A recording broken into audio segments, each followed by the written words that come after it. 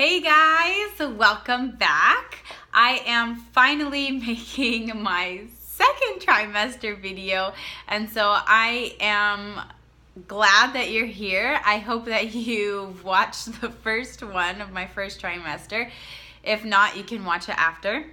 But I just wanted to update everyone on how my pregnancy is going, and it's different for everyone. And so if you're struggling with some things that I'm not, or you're not struggling with things that I am, it's okay. Every pregnancy is different. So I ended the last video on my first trimester that I was having some nausea actually up until about maybe like even 15 to 17 weeks. So that was even past, the regular 13 weeks of the first trimester, 13 or so weeks.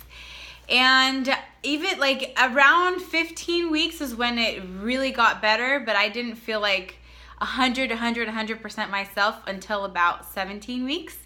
And then after that, it was just so much better. I had the best second trimester, like after the 15, 17 weeks, like I was exercising every day, I was eating healthy, I was cooking. I missed cooking so much. And I was just excited. I felt like myself, because the hardest part of my first trimester was not feeling like myself. I wasn't feeling like myself at all. And that was really hard on me mentally, because I wanted to be happy and energetic and just full of excitement and energy to go and do things and just be myself.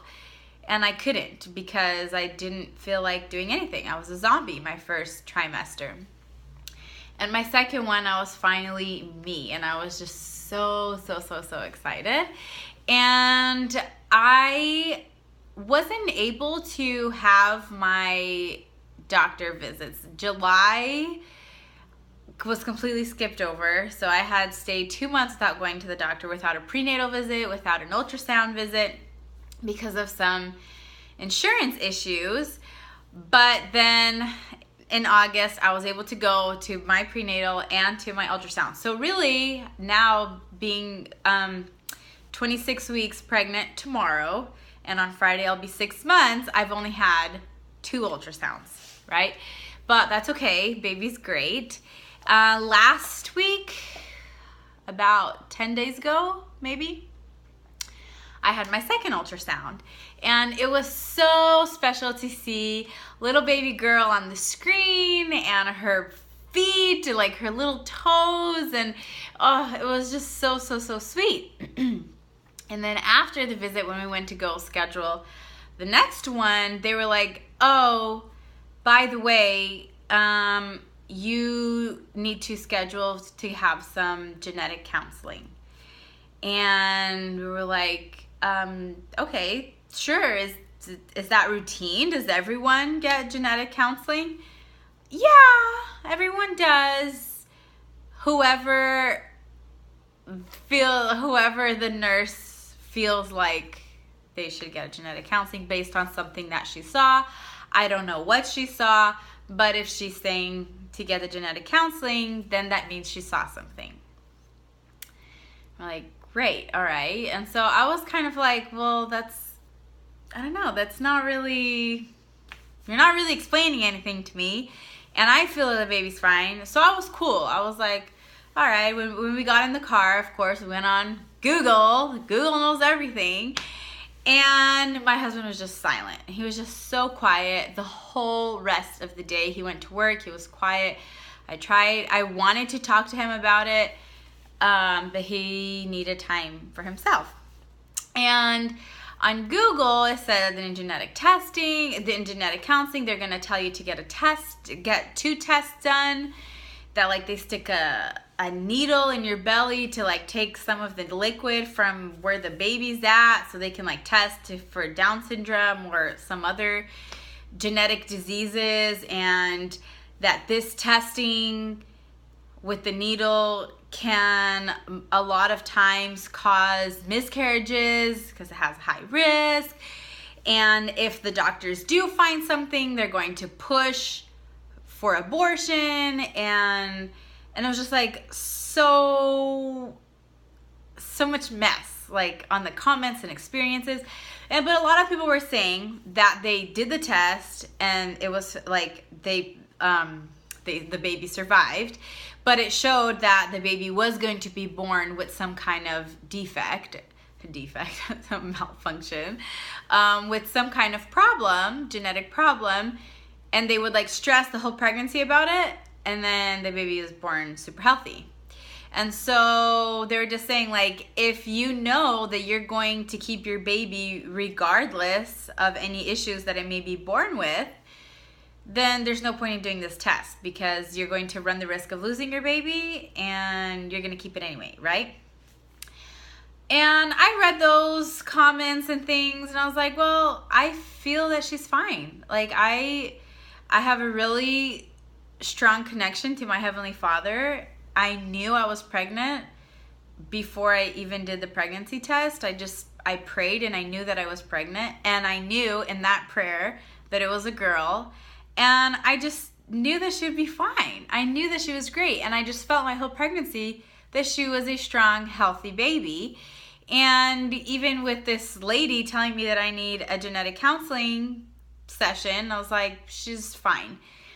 But I was calm and I was fine. And I wanted to pass that calmness and reassurance to my husband, but he just needed his time. And so hours later, I was finally able to talk to him, and he had read some things also on his own, and he was really, really worried. And so I was just able to calm him down and reassure him that I know that she's fine. And even if she wasn't, even if she is going to be born with something, that, you know, it will still be okay. Heavenly Father will still help us take care of her, and He will provide the means for us to do so. But I already knew that she was fine. And so the next appointment that we could go to was only like not 8 days later, right? And so we had to wait all week and just like praying all week that she was okay, praying for that reassurance, for that calmness for today's session. So today was our genetic counseling, and we were, you know, curious as to what in the world the ultrasound nurse, lady, person, I don't know what to call her, the ultrasound nurse saw. And I thought she had measured something that didn't, you know, it wasn't in the average measurements or something. I don't know. But that was the only clue that I could think of. And with the genetic counselor, she said no, like she explained that they saw a little white dot on the heart, on the ultrasound. And that it was nothing to worry about, that the genetic counselor didn't think that there was anything to worry about, because all of the measurements were great. I had done the blood test previously with the chromosomes and everything came out normal. Both ultrasounds were great. Like the only thing was that little white dot on that heart, which in very rare cases appears in babies with Down syndrome hearts. But that in most cases, it's just like a little calcium deposit. It doesn't mean that the baby has a heart defect or anything. That's all. That she doesn't even like to mention these things to parents, because then parents stress and worry. But she, as a doctor, has to, and so that's why she was just bringing that to our attention. And since I'm so far along in my pregnancy, at 26 weeks, she does not recommend that testing with the needle at all, because it can cause me to go into labor. And so she was just like, you know what, like, just don't worry about it. Your baby's fine. I believe that your baby's fine. Like, I don't see anything wrong. And so that was it. And so I was like, okay, great. So baby's good. Baby girl's good. She's strong. She's beautiful. And we're very, very excited. Trimester-wise, the past few weeks have been really difficult. Not extremely difficult, but I haven't been able to exercise. So about from 15, 17 weeks up until about 23, 24 weeks, I was able to exercise. Of course, I did a lot of modifications with the exercise programs that I do at home. You know, I haven't been jumping. I've just been doing some lower impact moves, but I was still trying to get my heart rate up and to put on a sweat and strengthen my muscles because I completely lost all muscle definition. And, but from like 23, 24 weeks to now, like the past 2-3 weeks have been really hard because I have such strong lower back pain, you know, like right, kind of where the butt bone is, you know, like when you fall on your butt and it like hurts really badly. It's kind of right around there, but I've had this pain since 2 months old. I mean, since the baby was 2 months old. And so it's not because my belly is huge and it's like, oh, killing my back. It's just the hormones that my body is producing, and that's what the midwife said at the prenatal visits, that it's just, for some women it goes away after the first trimester, and some women it doesn't. They feel it their whole pregnancy. Of course, I have to feel it my whole pregnancy because I still feel it. And so we've already changed mattresses. Didn't really help, but I did stop working. I used to work delivering, and so I was constantly in and out of the car like 50 times a day, and so that was killing my back as well. And so I stopped working, but my back pain is still there. But you know, I try to help it. So even walking, my goal was to at least walk every single day. That wasn't really possible either, because if I walk like more than 10 minutes or something, sometimes when I start walking, even at like 5 minutes, it already like gets that sharp pain. And so it's been hard because some days I can do some movement and some days I can't, and some days I feel good most of the day, and then you know, around 2-3 o'clock in the afternoon, that pain starts.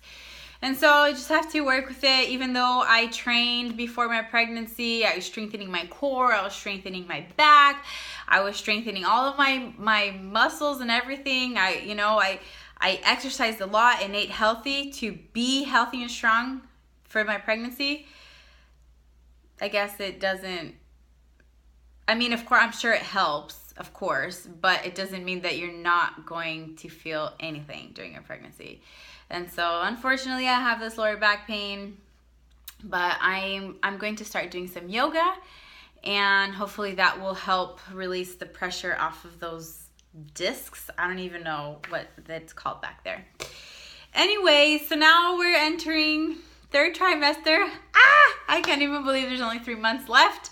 Friday I will be 6 months pregnant, and I'm so excited for baby girl, because she can even come early. Both I came early and my brother came early. We both were born a month early.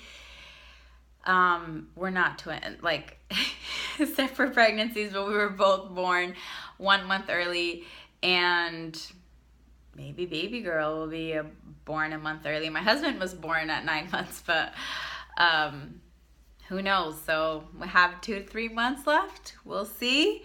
Hopefully even if she's born a month early, she will be as healthy and happy as can be. I feel her move all the time, especially when I'm sitting or like sitting upright or just laying down on the couch. Like I feel her constantly, almost constantly moving. If she's not like punching and kicking, I just feel her moving as if, you know, like a little kid, like rolling in bed, like just trying to find a better position. That's what I think she's doing in there. I don't know, but it's been fun. It's been wonderful. I'm still eating everything that I feel like eating. Of course, I keep everything in balance. I'm not overeating. I'm not undereating.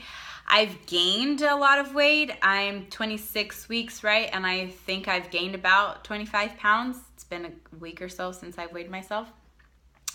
And so I'm like right on that 1 pound a week margin that they say that you shouldn't go past. And so I didn't want to gain that much weight, and I hopefully don't gain those 40 pounds of 40 weeks pregnancy, but I don't feel like I'm overeating, and so I don't even know. I feel good. I'm able to exercise when I can. I'm eating great. Like, I don't know. I just want my baby to get the nutrients that she needs, and if that means I have to gain 30, 40 pounds, hopefully that will drop quickly after. Plan to breastfeed, and so they say breastfeeding, you drop a lot of weight. So anyway, we'll see. Just happy to know that baby girl's doing great, and I hope that you guys are having a great pregnancy, all you ladies who are pregnant, and hope this helps. And don't stress, just have faith and know that Heavenly Father's watching over you and your little one. Whether they are 100% healthy or not, Heavenly Father will take care of you and your baby. All right? Bye, guys. I'll see you in the next video.